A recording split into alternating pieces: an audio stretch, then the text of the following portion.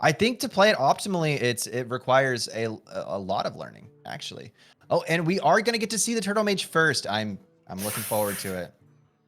From Unlimited Power, and we see it going against the King's Bane. So I would say that this circumstance is probably in favor of the Turtle Mage if he's able to live past turn 6 or something like that. We'll probably see a victory on the Turtle Mage side. The Glacial Shard keep right there. It's a huge card to use for the Turtle Mage because it's one of the few cards in the deck that can actually stop his opponent from hitting him in the face with his face. So you kind of want to make sure you can duplicate those things and you find more freezes to throw back in your hand, because being able to duplicate the Glacial Shard will win the game for the Turtle Mage. So it's a very valuable card in this matchup. Yeah, the Glacial Shard, he runs 2 of those bad boys. He also runs the Gluttonous Ooze. So there's multiple cards in the deck that can be copied that will deal with the weapon quite effectively. But we do notice that the Unlimited Power did pick up the Potion of Illusion in his hand, which means if he draws the other potion, it's going to be really, really hard for him to pick up a win in this matchup, because as we know, for the Tortolian battle cry to occur correctly, it needs to be able to discover a Potion of Illusion. And if both Potion of Illusions are in his hand, it cannot discover that, which means you cannot really go infinite with the combo. So it's like a reverse combo deck in the sense that you don't want to draw your spells in order to win the game. While as we know, most combo decks, the point is to actually draw the cards to win the game.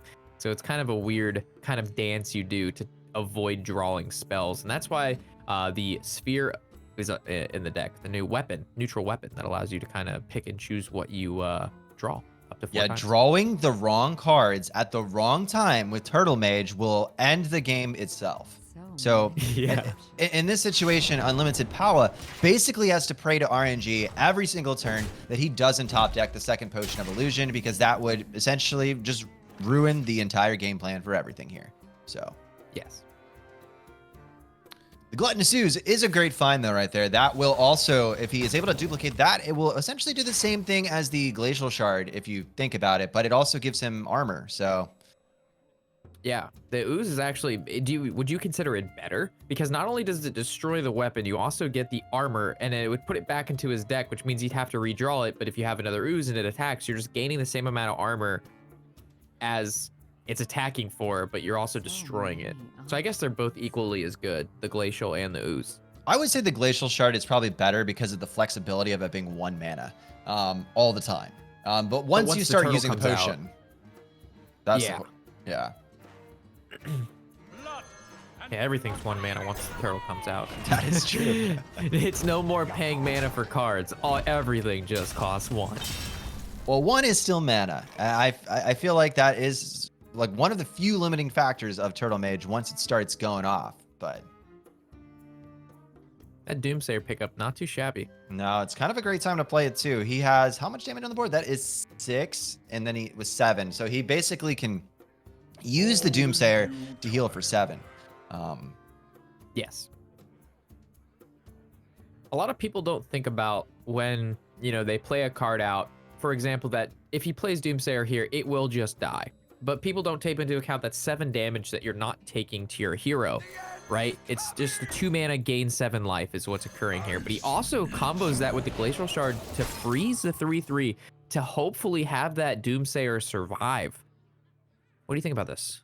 I think that this might have been a nice calculated risk from Unlimited Power, because yes, it does kind of suck to have to throw out your Glacial Shard on turn 3, knowing that card essentially living to the end game will allow you to easily win. But he does have the Ooze now, so I think it's fine. I think it's fine for him to just throw this away right there. It makes his opponent's turn so much more difficult. He needs to use so much more cards to keep his board alive, and as the rogue player, if you lose this early board, your likelihood of winning this game, it diminishes pretty fast. So do you dagger up and poison and smack the Doomsayer right now? Do you secret passage?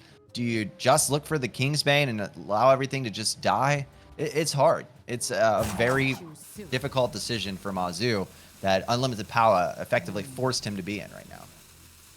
Yeah, the Glacial Shard play made Mazzu have a very, very, very awkward turn, no doubt. And he was able to do this because he felt comfortable playing out the Glacial Shard, like you mentioned, because the Ooze is in hand. If the Ooze was not in hand, it's harder to play that Glacial Shard out because you know you're going to want to have it when the Kingsbane does hit the table.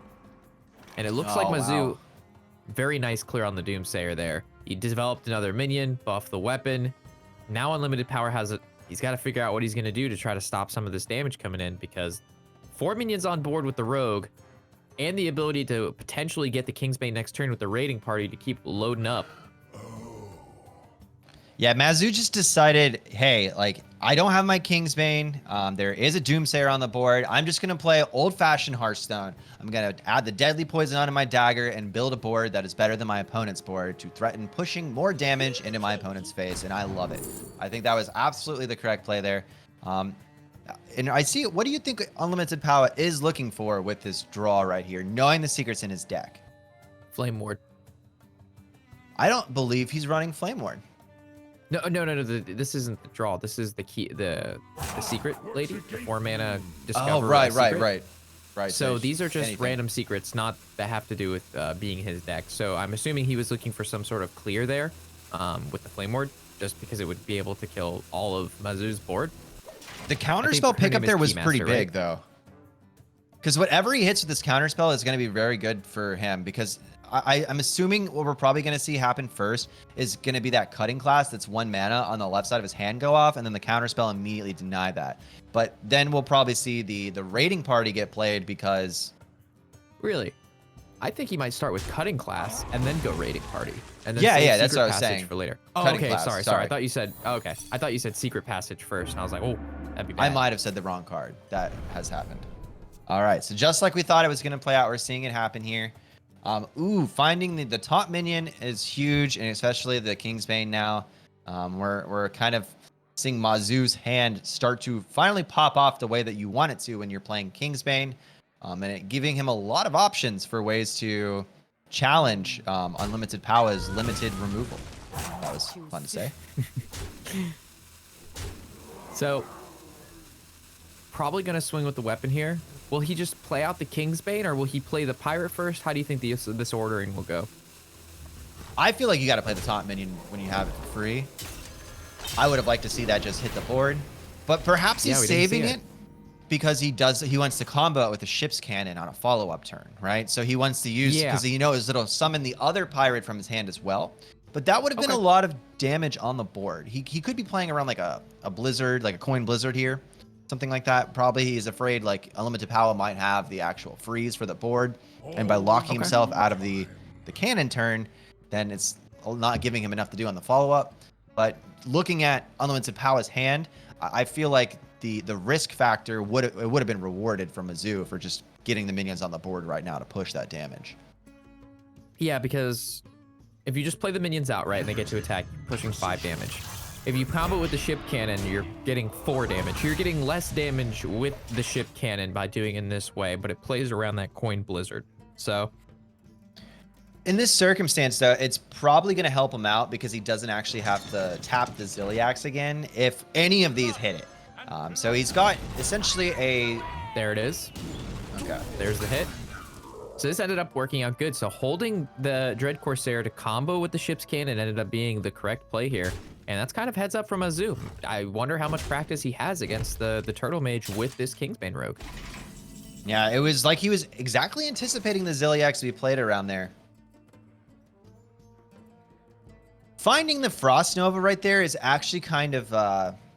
crazy. It's kind of good with the Doomsayer combination right now. I feel like that's got to be the play. Bear in mind, next turn we're able to play the Tortollan and Potion of Illusion. So by delaying this 1 turn, we're essentially getting into the danger zone of Unlimited Power's deck, which is getting the first Tortollan on the board to Potion of Illusion itself. Okay, so we're going to see the secret passage here, and he's going to do his best to try to probably clean up this Doomsayer. And it looks like that is an incredible hand. Is that possibly just lethal? Prep, Tinker, Avis, Face. We're talking 8 weapon. He's, what is that, 3 damage off? Wow. Some serious damage we're about to see get pushed. Yeah, 13 damage currently in hand with weapon.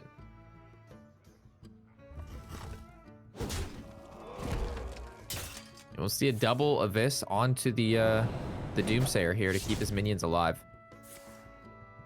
And he even uses the prep so he doesn't overdraw, or not overdraw, but he doesn't draw into just a prep later on because he knows at 8 mana, there's not going to be any spell in his deck that he's going to have trouble playing. Prep is really good in the early game when you don't have the mana to be able to play as many cards for tempo, but in the later stages of the game, prep doesn't have as many uses. So that's why you just see him use the prep here regardless of needing it or not, just so he doesn't have to draw it in the upcoming turns. He could draw minions for more damage face, or weapon buffs, or shiny finders, and things of that nature. Yeah, incredibly smart play by Mazzu there, but there are actually some really good options available to Unlimited Power right now. Because of the threats that we saw his opponent push out, going for the Tortollan might not be the way, seeing all the damage, but he hasn't used that ooze yet, and just getting the ooze down along with the Frost Nova is going to be incredibly challenging for his opponent to do anything this turn. Yeah. So, and then the following turn, if he does play the Tortollan without that minion dying, he is going to get it right back to be able to use again. But oh my gosh, he finds the Shiny Finder, which means he's going to get to use the ooze the following turn.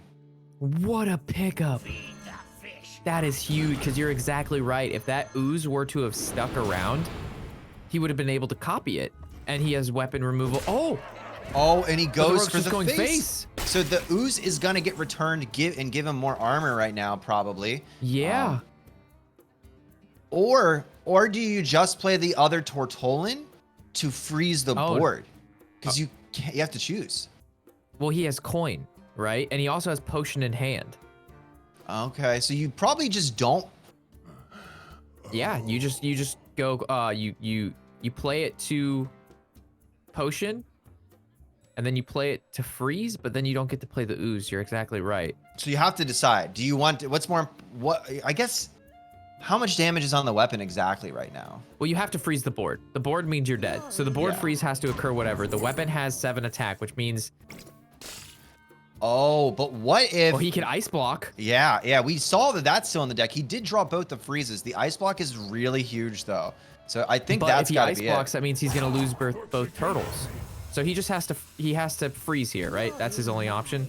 Well, he doesn't have a freeze. He has to ice block to stay alive. Oh yeah. Okay. He drew both freezes in the deck. So right now the Turtle Mage deck is kind of screwing itself over. So the actual play right now is going to be for Mazzu needs to remove both of those turtles, locking up his opponent from being able to continue doing this combo. But we can see that there is some interesting developments on the mage side after that's done, because what do? You play the ooze and then the heal bot, and then you throw them back in your hand for 1, right? That's got to be what you do, because it'll keep you alive longer. But yeah, so this is kind of like what we were talking about earlier with the Turtle Mage drawing the cards and not having the turtle activate them, such as the freezes. The ice block does do a pretty good job at staying alive, but the problem with the ice block is that the rogue can still attack the minions, making it harder to get the potions off, which we just saw here, because now the turtles are dead, which means the turtle mage has no more turtles, and it has got no turtle time. No turtle time.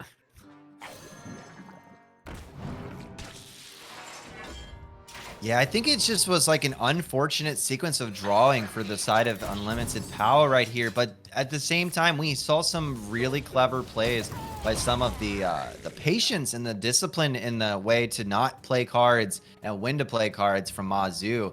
Like, he's very familiar with the Turtle Mage Kingsbane matchup. Pickup. Top decks the second Shiny Finder right off to get the Kingsbane down. And I believe that's just lethal here. Do they always top deck the Shiny Finder after you break the weapon? It seems like this is seems to be the trend here, Warshack, that every time you break the Kingsbane, they top deck a Shiny Finder and grab it again. I mean, it really depends. Do mages always generate fireballs when they need to? Is there always a Yogg box inside of Caligos? These are the questions we need to ask some of the highest perpetrators in this type of field. And I think that this Kingsbane rogue, yes, you destroy the weapon and the shiny finder needs to find it again. Yes, it's funny to watch that happen so consistently where it breaks and then immediately they get it right back. It's just that's what happens. Kingsbane just finds their Kingsbane every single time. I wonder what we're going to see queued into on the next matchup right here on Powa versus Mazzu. Do you continue queuing the Turtle Mage? Because the Turtle Mage does have some pretty favorable matchups. I hope I don't have to see that game for the rest of the stream. He continues to play it. Unlimited power, still pushing through, trying to persist. Warshack needs to cast Turtle Mage. Guys, don't let Warshack, fool you. This was probably the correct decision that Unlimited Power made here by staying on the Mage deck, by not knowing his opponent's matchups, and us seeing them, if looking at what he could potentially face. This was probably the best thing for him to have here, is to be on the turtle right now. So yeah, the Turtle Mage really has the Turtle Mage's most unfavorable matchup is itself, in the fact that if you draw your spells, you lose. Besides that, it's again one of those decks that we mentioned like earlier, where it's like playing solitaire. When we had like that combo Treachery Warlock versus the Malagos Druid, it's kind of both players just assembling the pieces that they need. And that's what this mage does. It assembles the pieces that it needs to win the game. And until then, it kind of just tries to stay alive. And we'll have Mazzu, again, playing a more aggressive style deck here, trying to make sure that Unlimited doesn't get those pieces before he kills them. So a very general, just anti-aggro versus aggro matchup here. This is another one of those circumstances where the deck knowledge is actually in the favor of Mazzu now, because Unlimited Power does not know that this is a super fast, aggressive Warlock deck like we do. He has to decide like what matchup he is playing against immediately.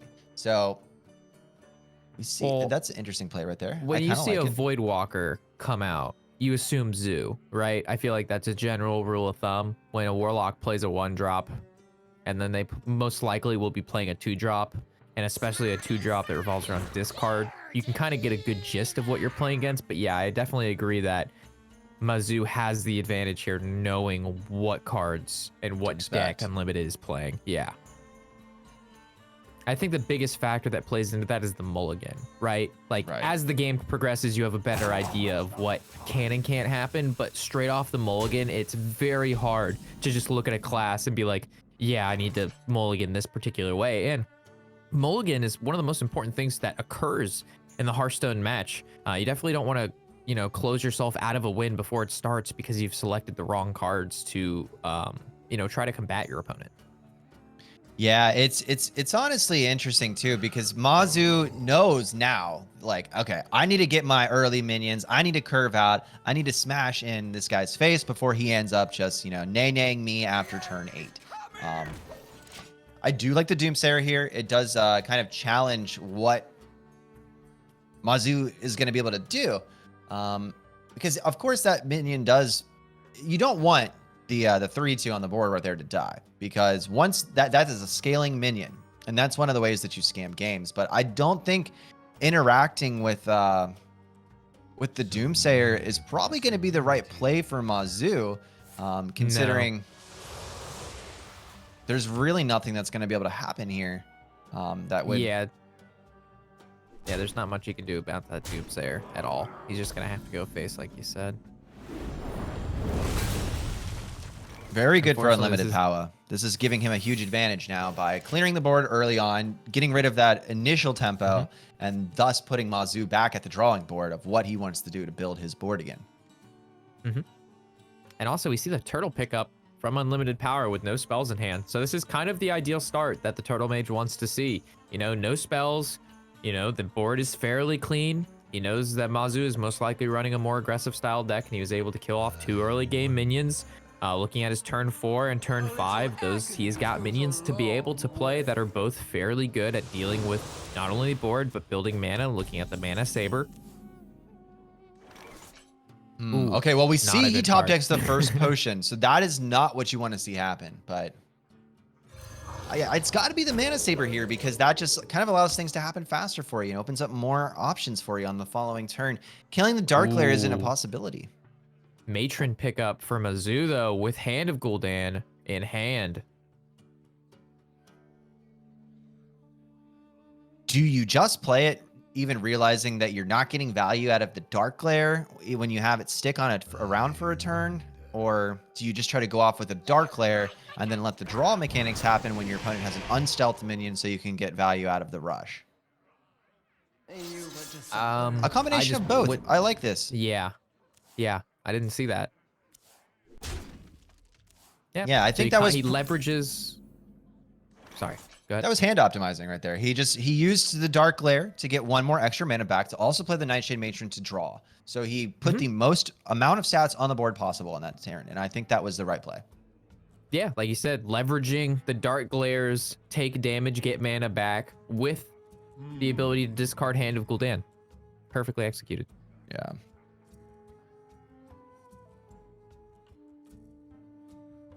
So the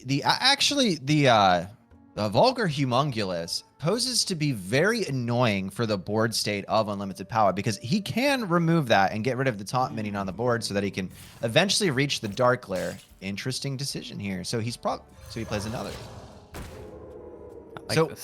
I like this too. So what we see going on is that he is trying to get himself to the turtle next turn. As possible. This is going to happen now.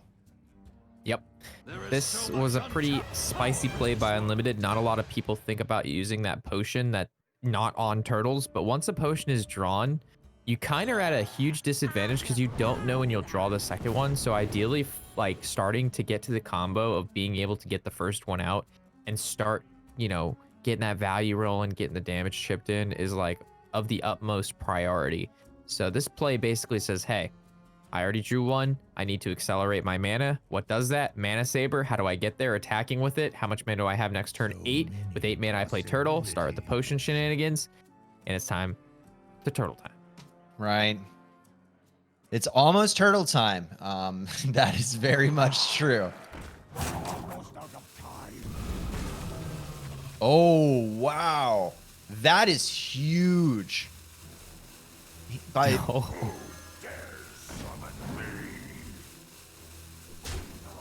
This is a lot of damage. It is a lot of damage, and then we just lost the ability to use a turtle from the mage's perspective right here. So that's going to be very, very impacting of what this turn was going to be is now completely different just because of that fist smacking down and hitting the 1 mana thing. If it hit the other one, if it hit the 3/5, it would have been fine. Everything would have been went according to plan. Or face. But in this circumstance, the absolute worst case scenario did happen for Unlimited Power right there. So he is forced to find a way to scramble and adapt to this circumstance. And it's hard. Maybe you use the sheep and the Ziliax so that it does a lifesteal clear or something like that. What do you think? The sheep and the Ziliax would be amazing if he had 7 mana. Well, he has enough because he has the mana saver, right? Right? Yeah. This is perfect. Oh my gosh, I didn't even. Okay, I was just talking about mana, but then how does it die though? Well, he has to kill it because it has taunt. Okay. And then it will do 2 lifesteal to everything on the board. Fantastic catch. I didn't even see this. Oh my gosh, fantastico. Yeah, that was the play, I think. I think that was definitely it. It's kind of a weird situation that it puts Mazzu in as well because he doesn't really want to extend into the sheep because not only do they die, but it also heals his opponent's face, which is not optimal for Mazzu. Yeah, no matter what though, the heal is going to occur, so he has to swing into it, which hurts. All right, made it back to 29. Still has Ice Block down as well. And he also does need to get rid of this Mana Saber right here. That would be the most intelligent thing to do, realizing that the Turtle is a card that costs 8, and the Mana Saber allows that to come out next turn. And I feel like Unlimited kind of showcased that he does have Turtle in hand with the potion into the Mana Saber play that, like, 2 turns ago to get both of them out. Because you would really never do that play unless you're like ramping into that turtle, right? So knowing that that play was made, he's like, all right, I got to kill this, do as much damage phase as possible. That was the perfect draw that we just saw happen right there for Unlimited Power. Finding the Frost Nova right now on a full board versus opponent holding no cards, going right into the next turn. Allows him to also play his play even more on the board right here so that he can get even more off of the Potion of Illusion. Although, since next turn is turn 8, we are very much likely to see him just freeze the board a second time and then wait to use the Potion of Illusion. Yeah, with 7 cards on board, if you just freeze the board, there's no space for any new minions to be played. So it's like, how would Mazzu be able to deal with the turtle? But if he freezes, then he wouldn't be able to potion. So I guess he has to potion no matter what, right? Because he needs to get at least 1 turtle in his hand. Correct. And I might make the slight mention that on Mazzu's side, if there was any way to avoid putting all of your minions on the board, that would have probably been the best case scenario before this kind of stuff happens. Because now that we see the freezes turning into consistent situations, there is nothing that he is going to be able to do in his turn other than play that Soulfire. Oh, so he did that knowing that he has an ice block up. Yeah. Realizing that he doesn't need to freeze the board this turn, and then he can take the damage because he can just go in next turn. Yep. But he has the counter spell up for the Soulfire as well. So even if his opponent does try to lock up his board and then get him with the Soulfire next turn after his board is frozen, Unlimited Power had the foresight to think about Soulfire to choose the counter spell to deny his opponent the lethal out with a singular Soulfire. So I don't know how Mazzu turns this around. What top decks, what can change this right now? Because it seems kind of like, I guess if Power was to draw his potion next turn, that would change the game a little bit. Or the last Frost Nova. That would be also very detrimental. But he does have the Glacier right there, so... Yeah, I think this is just lethal with the Cloud, because he sends the Cloud in, he potions, and then he just Clouds again and wins. Yeah. It's just lethal in hand. But let's say a potion was drawn or something, he would still just be able to go Ice Barrier, and then, I guess if he were to have drawn a potion, you would have to try to just stay alive long enough to get the direct damage with the Cloud Prince, I suppose. Excellent. But I mean, piloting. that ended up not happening. So. Great piloting on both sides here. Yeah, that Ziliax play, I think, is what really brought it back, because without that, the ice block would have been popped a turn before, and that's the turn he needed with the turtle to be able to get the potion off to be able to win the following turn. You know what I mean? Because if he didn't have that ice block, he would have just died. He would have had no time to play it. So that Ziliax to protect face, to not get the ice block popped 3 turns prior, was absolutely the correct play with the Mana Saber to accelerate the mana to combo with the Explosive Sheep. Yeah, it was honestly kind of incredible too, because there were so many things that we saw Mazzu do right there to try to limit the possibility of Unlimited Power doing what he does with the turtles. And like we saw even the Fist come down and hit that Mana Saber that one turn. And from the Turtle Mage's perspective, it looks like that might have been over right there, but it wasn't. And he still managed to swing the game back through a lot of the challenges that Mazzu gave him, just from some clever decisions. Okay, so we're on Rogue, Kingsbane Rogue on Unlimited Power versus Mazzu's Bomb Warrior.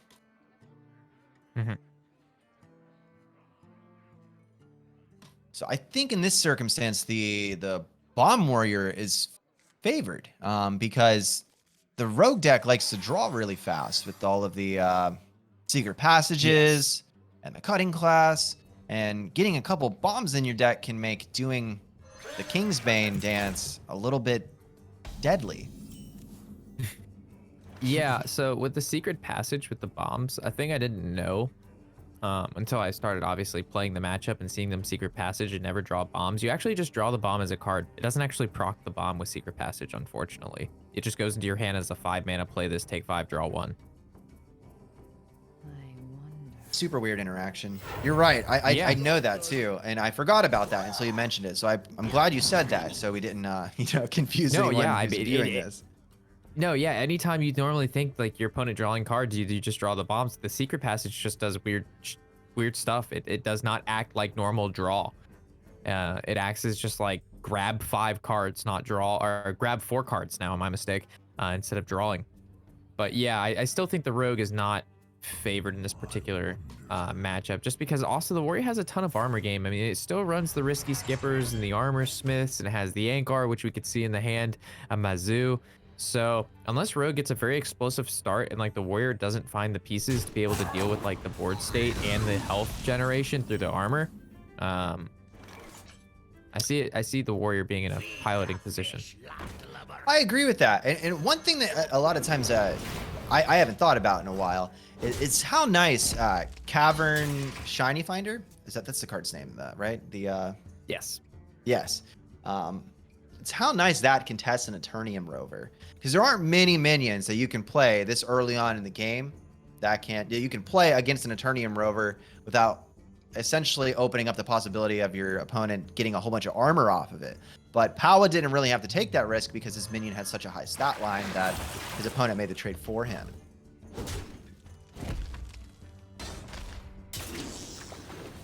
Yeah. Not only is it, like you said, it meets its maker when going against the rover, but it also gets you the most important card of the deck, and that's that weapon. Blood and plunder. I guess that's a pretty notable fact about that card. Yeah. Kills the rover and gets you the point of the deck. Double kill. Mazzu did find his skipper already, and we can see all of those Sky Raiders next to it and the Brute to kind of reward him from doing so, which is going to obliterate the board. All right, guys, we got short technical difficulty here. We're Sometimes reloading with the game. spectating, there's the spectator bug where the cards don't load when they play them. So we're just gonna exit out, go back in here and see what's happening. Hopefully we don't miss too much action.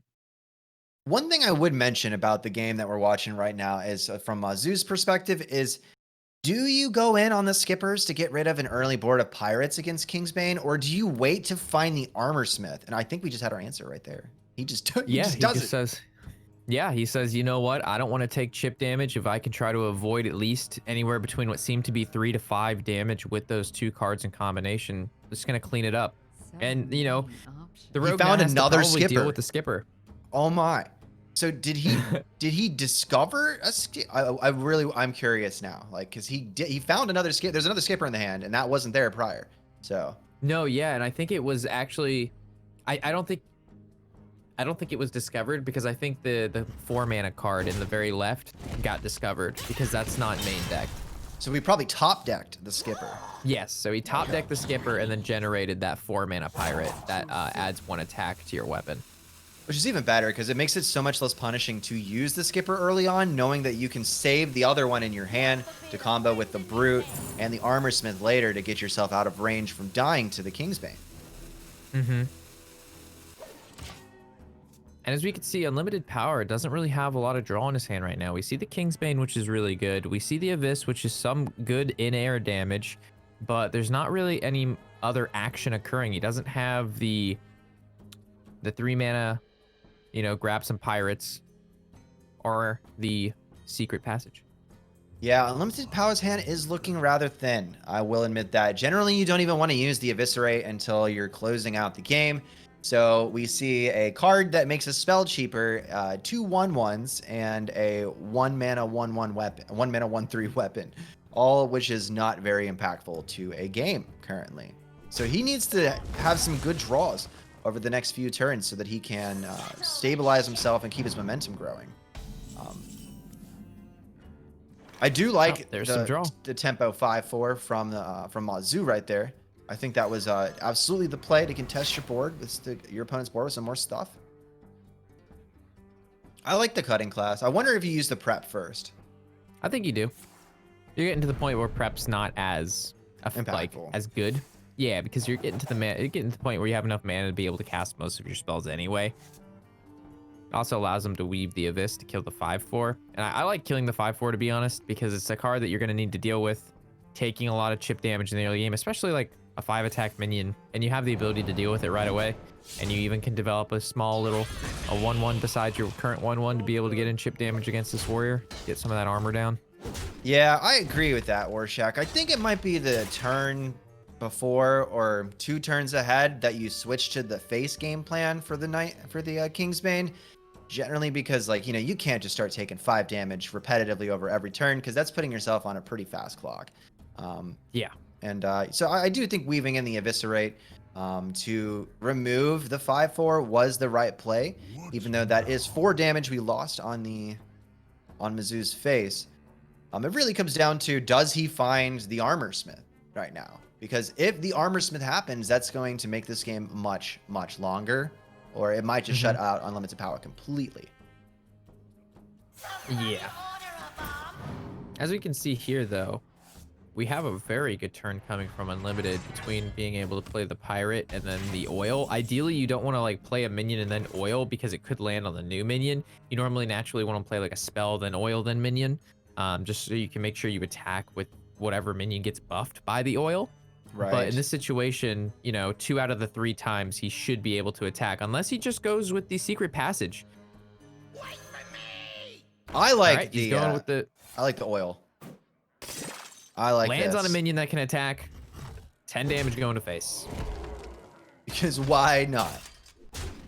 Now is that moment. Now you stop interacting with your opponent's cards, regardless of what they play. He's thinking about, does he trade?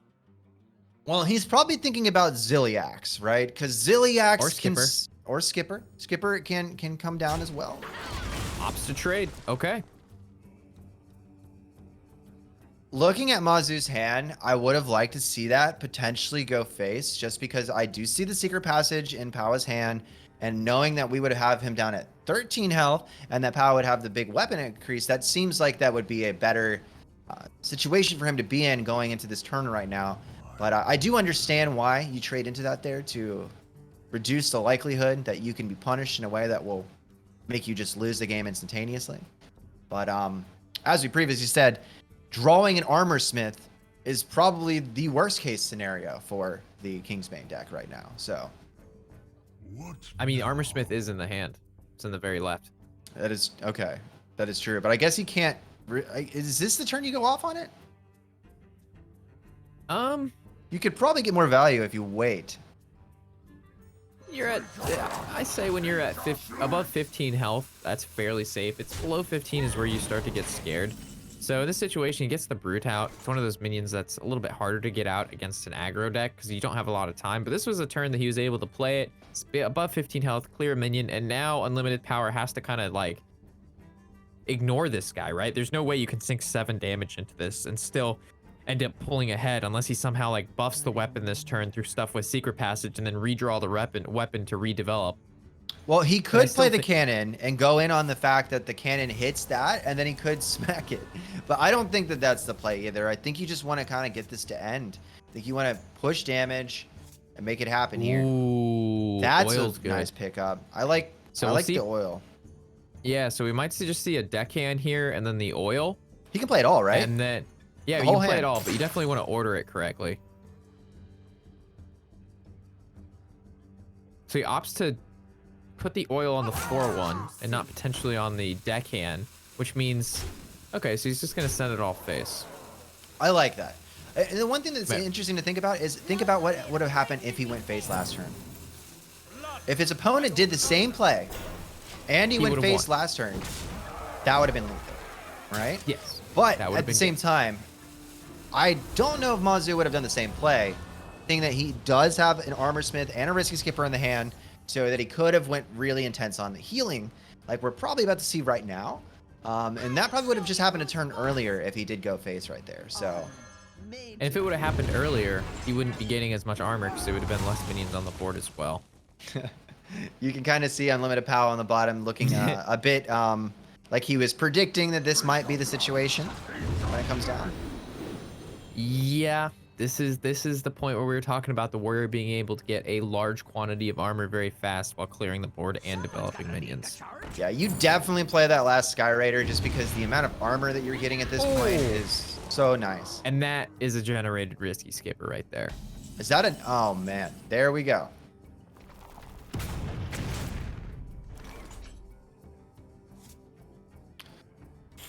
Well, So it's obviously you got to go over the ship's cannon, and then you kind of got to cross your fingers that it's going to hit the armor smith first, because if it doesn't, you're just going to be giving your opponent like more armor, pushing yourself out of the game even more because it hits other do things. you try to draw and hit Kingsbane?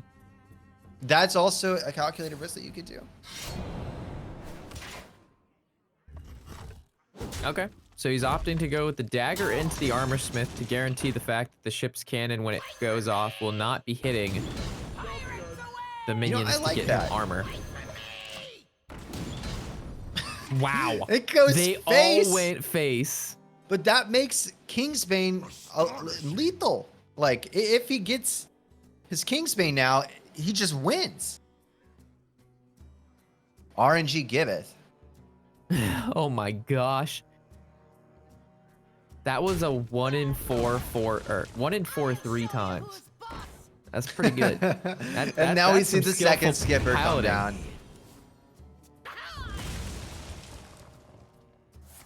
Oh, massive draw from the warrior here. 5-card draw. There's only 3 mana available, so we're not going to see any Ziliac shenanigans just yet. But we do have a rover coming down with the hero power, and we do see the Ziliax that is most likely going to be coming down the following turn.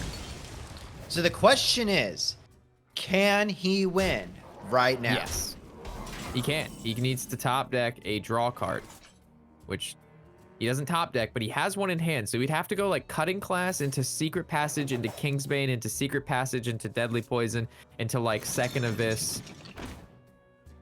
But that doesn't happen.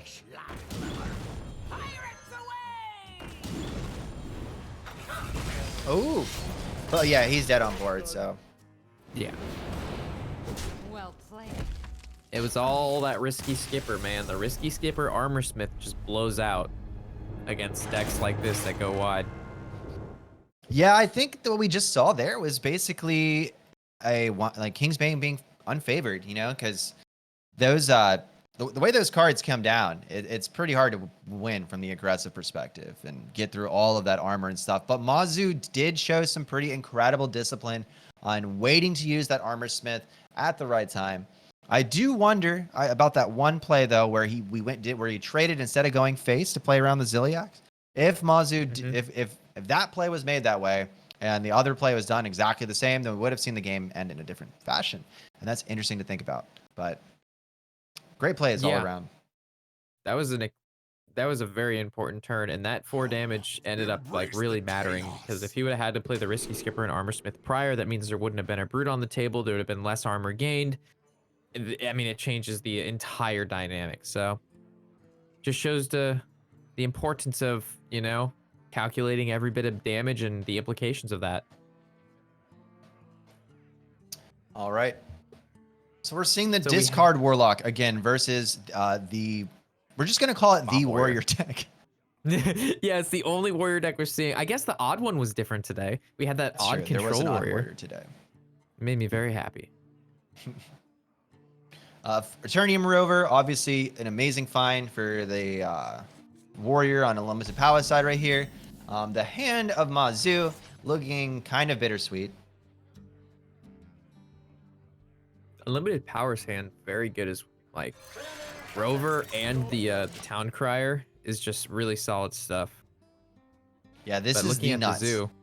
Yeah, looking at the zoo though, whenever I see the imp in hand with a bunch of cards, like if you look at besides the imp, every other card in the hand like gets some sort of ability off being discarded. Looking off Fist of Draxus, Hand of Gul'dan, and the Silverware Golem. So like the curve of Mazzu's hand right now is absolutely insane.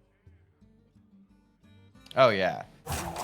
Like he goes into the fell, into guaranteed basically that something great is gonna be discarded. Well, what does Powa find off of this Crier that can interact with this? That's the real question. So off the Crier, you Not a just get lot. Brute, right? You get Brute, Zilliax, which is already in the hand, obviously, so that doesn't count. But yeah, it's the Brutes and the Zilliax that normally come from the Criers. And he That's does not run gonna 2 be enough. Criers. It's not going to be enough to stop No. this from happening. Someone's gotta lead the charge. So this was kind of a heads up play. The coin into the 2-drop to discard, like, that seemed like a lot. I would have Just liked off- to see the imp, Yeah. personally, but obviously this is pretty hard for Unlimited Power to interact with right now because a 3 health minion is not gonna But then you wonder, like, why would you rather have the 4 attack and the 3 instead of the ability to? Because it's the same health line that he's effectively giving his opponent to interact with between the imp and the succubus, whatever they're called. What are they called? The Fell Hunter, I believe it's called now. They nerfed the Succubus, which this card used to be. Visually nerfed it. Yeah, they visually nerfed it to this ugly thing. But the Fell Hunter in World of Warcraft is actually really good. Has Spell Lock, has Paranoia, which helps it see stealth minions. Fell Stalker. Yeah. Oh, it's Fell Stalker, not Fell Hunter? My mistake. Yeah. I bet Fell Hunter is another card or token that comes off of something. Oh my god, the Here we Solarium go. is huge, and the reason being is each imp is going to allow, when they get 3 cards get discard, each imp will draw 3 cards, plus the Hand of Gul'dan was picked up, which means he's going to draw 9 cards here. I don't That's a think lot you of want. cards. Do you want to draw 9 cards? That's a lot of cards. No, you were fine with 6, but 9? This is just a lot of stuff. Oh my god. What is his hand Yeah. doing? And he didn't pick up any discard synergy cards with the cards that came off the Solarian. So normally it wouldn't be so bad if you hit like a Fist or a Silverware Golem or something like that, but he hit the Hand of Gul'dan, which doesn't really interact with the board or summon minions right now. So that was like, that's a lot. That was an interesting decision right there because Unlimited Power had 2 choices, right? So he could have went with the Brute or he could have went for the Battle Rage to draw 3 cards right there, which is pretty good Battle Rage value. But instead he went for the minions on the board, which I do think probably was the play, considering a Brute against a discard Warlock, it's usually gonna stick. Nice, and he draws the bomb, which is, it's an interesting perspective here. Yeah, so the Battle Rage, like you said, you could have drawn from it, but the thing is, Battle Rage with Risky Skipper is like almost guaranteed you're going to be able to draw some cards. And right now against Zoo, you want to get on the board, right? Like that's how you contest it. And if you have the ability to get on the board, kill a minion, summon a big minion over drawing. Like as the control player, drawing is always good, especially drawing 3 for 2. But knowing the match and being like, hey, Zoo wins through getting on the board. Let me try to like combat that as much as possible as long as I can. Definitely takes priority. I don't know if it compares to the drawing 9 for 1 though. That we just saw the previous turn with the Solarium. That was a really crazy power play. But I don't know if it really helped him out as much as he wanted though, because it seems like his hand is so full now that it's impossible for him to even like thin it out enough to play this stuff. It's just, it turned his hand into this clunky, messy situation. I guess it wasn't incredibly likely for him to find the other Hand of Gul'dan from using the Solarium, but that was a possibility that he opened himself up to. That being said, he does seem like he is managing to deal with the clunky hand in a fairly tasteful way. I do like the Matron coming out. The cards that he's burned are fine, but it looks kind of like Mazzu might be running himself into fatigue, and this game is going to need to end very soon for Mazzu if he plans to take it. Yeah, the amount of draw that's come out of this Warlock. You know, the WoW that we played yesterday when I was playing the discard Warlock to get a hang of it, like we're at turn 6 right now, and there's less than 10 cards left in the deck, which is just insane. And that's just through the ability of being able to draw through Hand of Gul'dan and the Imps. Just those 4 cards combined together can allow this deck to just continuously put massive amount of pressure on the board like we see here. It doesn't really matter how many times the warrior tends to clear, how much stuff that gets played like brutes. The Zoo Warlock just keeps synergizing, keeps drawing, keeps discarding, keeps doing stuff. It seems like Mazzu just actually opened himself up to the opportunity that he's been looking for this entire game, which is that he put 3 minions on the board, and one of them scales with discarding, which is obviously going to happen the following turn if it's left on the board. And now Unlimited Power doesn't actually have an effective way to answer all these threats. They're going to stick, and they're going to get to go face. Do you just Battle Rage in this circumstances to find another card? Because I don't believe there's enough bombs in the deck to even, or any bombs in the deck right now to play the booms. That's just a 7-mana 7/7. So your options would be Battle Rage, Rover, or Acolyte. If he Battle Rages, he could look for Skipper, but he doesn't run Brawls. There's no like big AoE card in Power's deck. So he's just opting to put some minions on the board here, saying, hey, if you want to trade into my Acolyte, I save 5 health, I get to draw a card. And if they tend to stick, maybe he can trade them, get off a juicy Battle Rage. That is true. Have we seen the Zilliax from Unlimited Power's deck yet? I'm just trying to see if we have that in here. Because if not, that's something that Mazzu has to think about. Yeah. I believe Unlimited Power had it in the early stages. Remember his Town Crier didn't pull it. It pulled the Brutes because he had the Zilliax in hand. Is this just lethal? Is this just lethal? Yes, between the Doomguard's discard to buff. Oh my god. Wow. I didn't see that coming either. Yeah, we were paying attention to... Wow. We were paying attention to the Warrior and how the Warrior would make a comeback with that board state, because as we know, Warrior with Risky Skippers can do some amazing things, but we didn't see the Doomguard with the already damage on board comboed with Soulfire. Yeah, an awesome congratulations to Mazzu. Moving on to the semifinals tomorrow. That was a crazy way to end the game right there. I didn't even really realize the lethal potential from the Doomguard buffing up the what is that card called? That's what I was trying to like come up with while I was talking about the card getting buffed. It's called Tiny Knight of Evil. The Tiny Knight of Evil. That's why I never remember to say it, because it's got such a long name.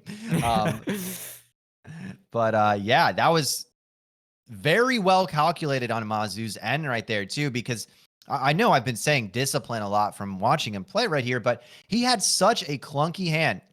And we saw him just tempo out the Tiny Knight of Evil earlier, the other one he had, in a way that he was just kind of letting it get removed. But the second one that he had, even though he had this super full hand, he waited until he saw Unlimited Power use a whole bunch of removal before he put it on the board next to his other big statted minions so that he could threaten lethal the following turn.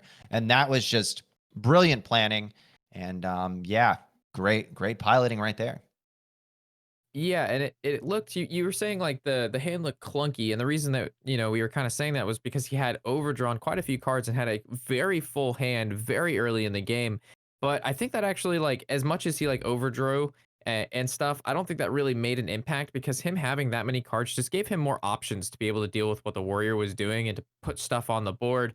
And I would rather have a full hand of cards than no hand of cards until we hit fatigue, right? Because like overdrawing doesn't matter until fatigue were to occur anyway, right? And I think that Warlock deck can close out the game prior to it fatiguing. So naturally, overdrawing and having that many cards is bad, but in this situation, it ended up working out in his favor. Also, before the match even gets started, we said this Warlock deck was going to be very, very spicy and a pretty hard deck to pilot, because it, like you said, it has the Pain Warlock with the Dark Glare. It's got the discard mechanic going in, and it also can, you know, has the Zoo package in there. So there's like a lot of things to balance with this deck.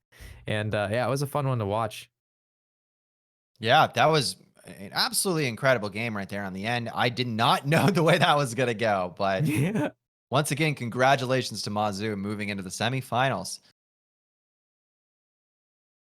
What was my favorite moment today? I honestly think I did like some of the Turtle Mage games. I don't want to say this around Warshack, because I have to talk to him outside of casting, and he might never forgive me.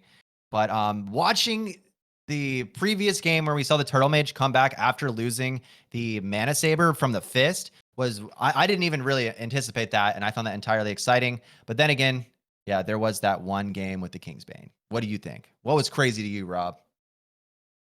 I mean, we saw one odd control warrior today. And as a warrior lover, I will stand by anybody who's willing to bring an odd control warrior to a tournament. And it wasn't like the dead man's hand, like you said, because that'd be an even card. It was a strictly odd control warrior with boom and all that good stuff. So I'm all for the odd warrior. I enjoy watching it, and I think I love the deck when it was a thing. Yeah, it was very wonderful. But yeah, I had a lot of fun here today. This is going to be the end of the tournament casting and the games for today. If you tune in tomorrow at the exact same time, there will be the finals on this exact same channel. So thank you to all the viewers who are watching out here. Congratulations to Mazzu and all of the other semifinalists as well. And best of luck tomorrow. Yep. Good luck, players, and have a good day, chat. Take it easy.